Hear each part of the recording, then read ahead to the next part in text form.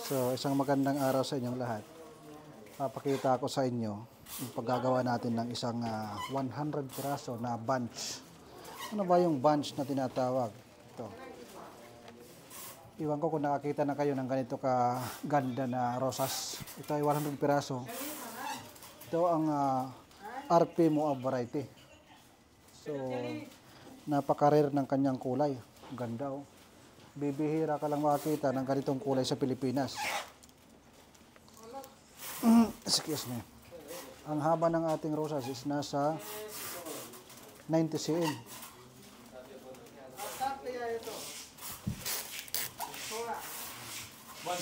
Yeah. Ito yung bunch na tinatawag. So, walang wrapping at hindi ilalagay sa vase.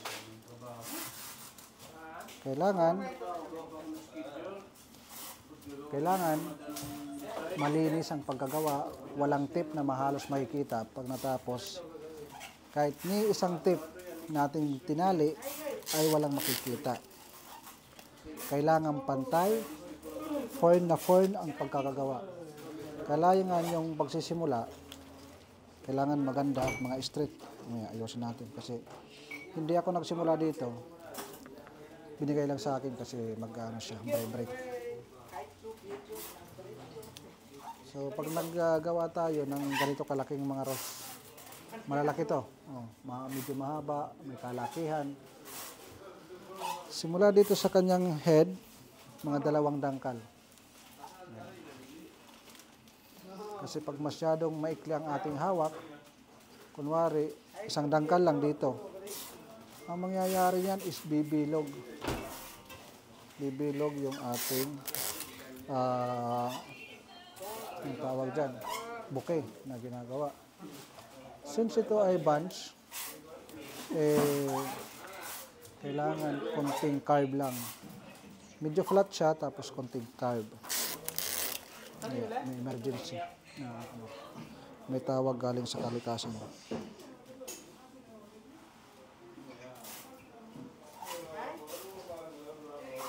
So, ayan.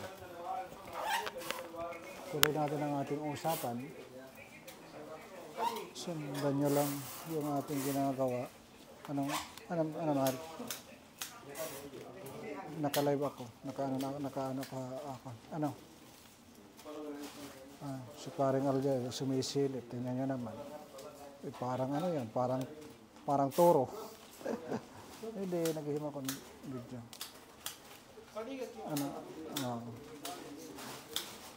Oo. Mamaya kasi may kausap ako dito sa aking sa akong cellphone. Meron akong kausap. Ano? Pero nahim akong video. May toyo ka? Oo. May toyo ka?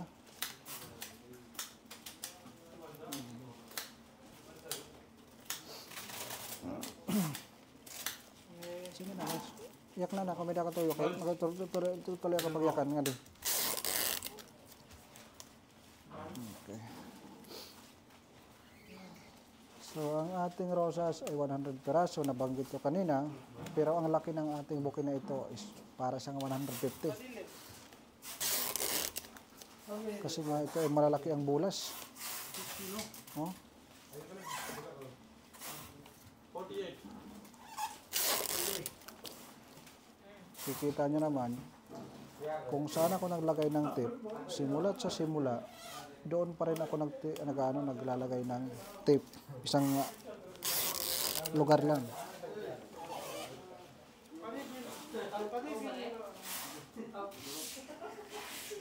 At pag bunch yung ating order, ito ay bunch. Kailangan marami yung kanyang leaves. Ay, tinatanggalan ko pa kasi masyadong marami. Mahaba yung ating rose kasi tingnan nyo naman, oh. Mura sa aking ulo, mahaba yan.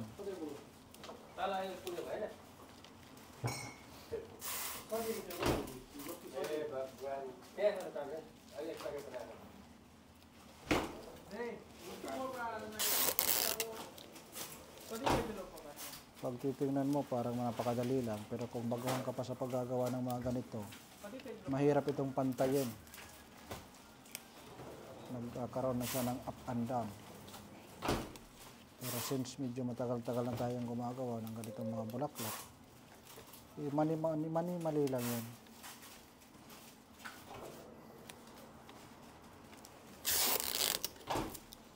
Busy kami dito. Nakakapagod araw-araw ganito. Pero medyo nakakatanggal ng pagod, lalo na kung nag-subscribe kayo sa aking channel. Pero Dalawa to? Sa akin, sa kayo kay Gloria. Isang customer? Oo. Bunch lang. So, tatlong customer. Tatlong order sa isang customer. Ang kanyang order ay lahat bunch. So, ang kanyang in-order, itong RP Moab at saka yung Joliet variety. At saka yung tawag ito. Yung Leonora variety. Paring Aljat talaga. Yan ang ginagawa ni Master. Ginagawa ni Master. Pagkita ng Master, ayan. Napakaganda. Isang garden na rosas na napakaganda. Ayan. Mahal na bulaklak. Ayan. Ito pa ang bulaklak, mahal. Para siyang mga peony ang kanyang petals. Bibihira mo lang ito makita. Sa Pilipinas Original na bulaklak. So, ayan. Torres din Mas yan. partista din lang siya. Maraming pagkain kahapon. Ngayon, wala na tayong pagkain. Ako din pa ako ng barbecue kahapon. Dinala ako lang sa bahay.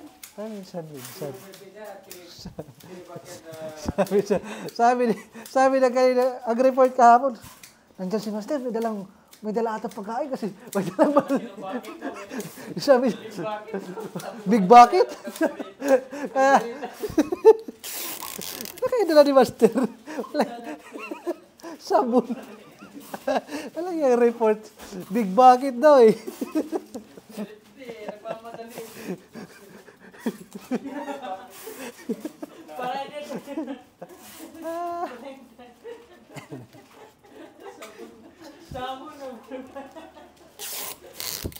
Makikita niyo yung una kong videos. Birthday kasi ni Master, yung head flowers namin kahapon. Kaya nag-celebrate kami. Ganun talaga dito sa amin. Aming trabahoan. Kahit sobrang busy namin, nagagawa pa rin namin na mag-celebrate. Grabe, ilang araw na. Hindi bumababa ng 200 bouquet yung aming ginagawa. Araw-araw. White paper rose also. Ayan.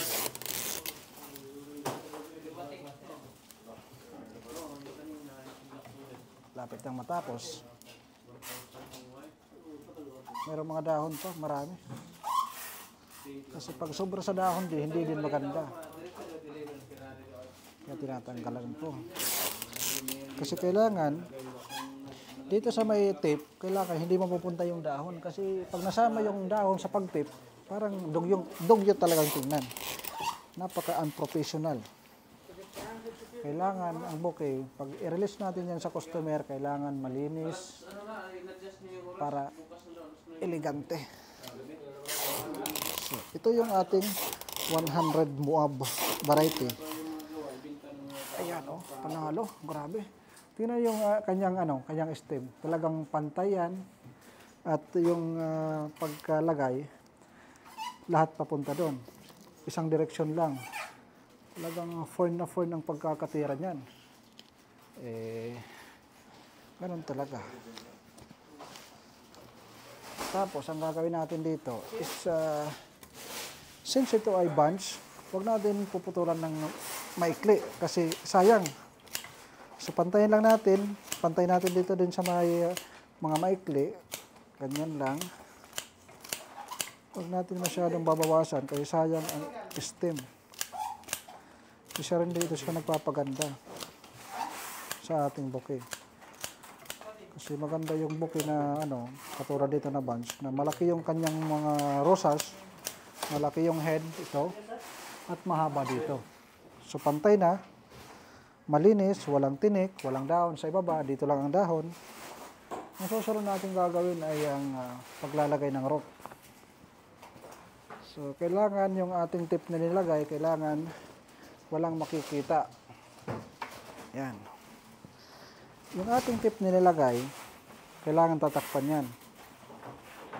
At yung napapansin nyo, meron tayong foam. Kaya kung mapapansin nyo, walang ka-damage yan. Malinis ang ating buki na ginawa.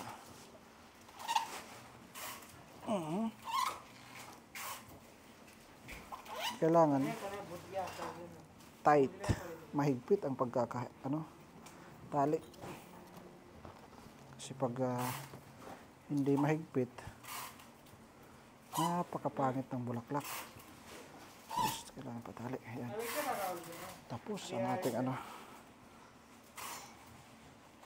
ayan. Pwede na yan. Panalo. So ayan, malinis. Walang tape. Ganyan lang yan. Pipicturean. Pag napicturean, ganyan yan pag nagpicture, oh. Oh, di ba? Panalo. Ganda. Di ba? So, ganyan lang kadali. Walang kahirap-hirap. Pero iwan ko lang sa mga baguhan kung may hirapan. Tayo walang kahirap-hirap kasi medyo matagal na tayong gumagawa. So, yun lang. Babay muna sa inyong lahat. Marami pa kaming ginagawa. Ayun lang, busy. Yan. So, paring Alger, sila Master. Daming ginagawa dyan. Sir, Master! Kaway-kaway muna! Subscribe! Hello, Alger! Like! Oy! Ayaw, gudugo. Oy! Miss! Class.